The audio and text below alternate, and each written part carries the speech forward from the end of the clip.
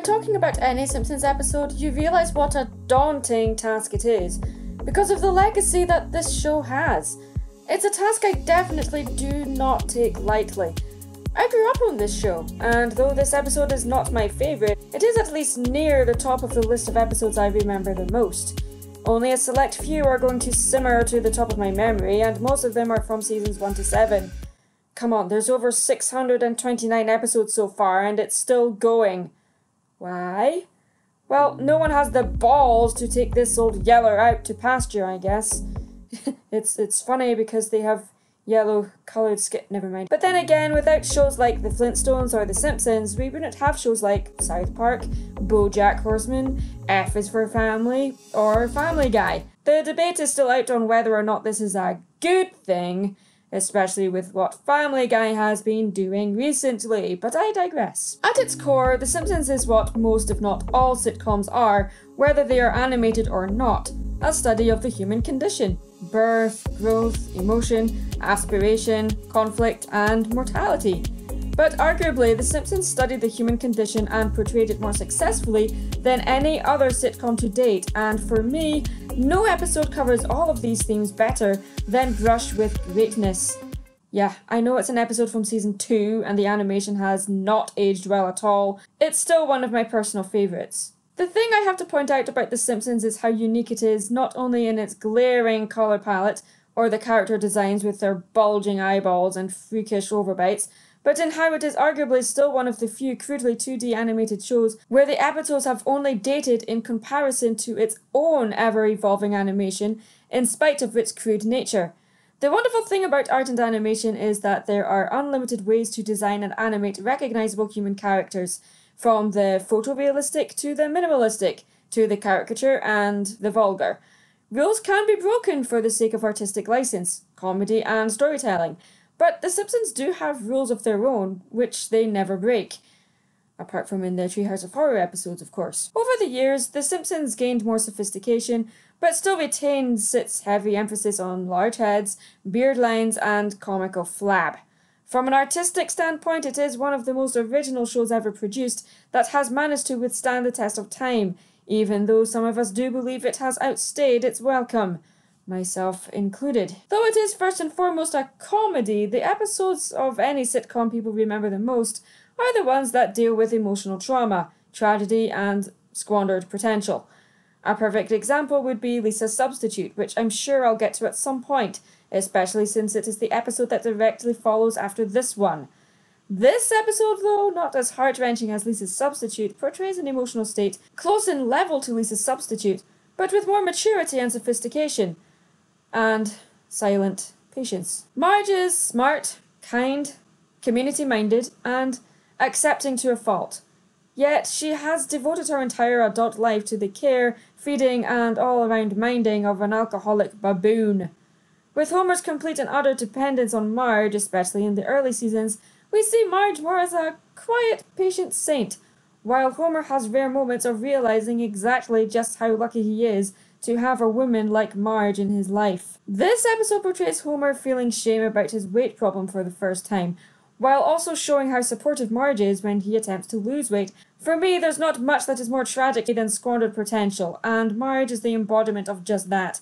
But what we need to remember here is that Marge's potential as an artist was squandered not by Homer, but by an obnoxious and snobby art teacher, as well as getting no response from her fan letter to Ringo Starr. Spurred on by her daughter Lisa, Marge enrolls in a painting class where she is egged on by her teacher and mentor. The first painting she does after years is a picture of Homer, showing him in a harsh but true light, while betraying some of her ambivalence about the life and mate she'd chosen. Homer shows nothing but support for Marge and her art, just as Marge supports Homer in his attempt at weight loss. No one in the Simpsons family is particularly artistic, at least not in this season, though when putting consistency into question, this show has none of that. But they are all very supportive, which spurs Marge on to continue painting. Eventually, the painting gets recognition and praise, resulting in Marge's painting being noticed by Mr. Burns, Homer's boss, who commissions her to paint a portrait of him. He asks her to make him look beautiful. Filled with a newfound sense of self-confidence, Marge convinces Mr. Burns and herself that she will be able to find the inner beauty in anyone and anything, including Mr. Burns. Having Mr. Burns in the Simpsons house gives this episode an awkward presence. Mr. Burns looks so out of place in the Simpsons home that we already know that finding his inner beauty is going to be impossible. And that's before Mr. Burns bluntly orders Marge to shut up and paint, ordering her about in her own home, while also rebuking Lisa's saxophone practice, being territorial over the family bathroom when Bart attempts to use it, and he accidentally sees him naked, and completely diminishes Maggie. It's okay though, she gets revenge by shooting him in season 6. Mr. Burns is pretty much evil incarnate, but for some reason his razor-tongued insults of Marge feel brutal and insultingly intimate in a way his more general evil doesn't. Maybe it's just that Marge's inherent goodness, bottomless compassion and endless patience throws Mr. Burns' raging misanthropy into much sharper relief. Any woman who can remain happily married to Homer Simpson boasts the patience of a saint, but Mr. Burns' bar humbugging ultimately gets the best of her.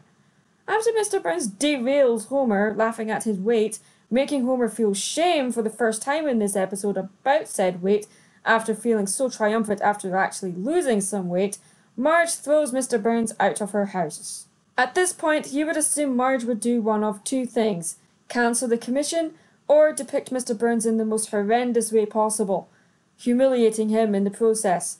And since the episode never shows us the painting until it is revealed to Mr. Burns and the general public at the end, what we see is Marge staying true to her inner morals and following through with her commitment in painting Mr. Burns' inner beauty. But it still came from a place of anger, which she channeled into the painting. In her rage, she paints Mr. Burns as he truly is: a sad, withered husk of a man, incapable of joy or true contentment. Yet in his nakedness, Marge finds a strange and poignant vulnerability. Mr. Burns may be the richest and most powerful man in Springfield, but he's also achingly human.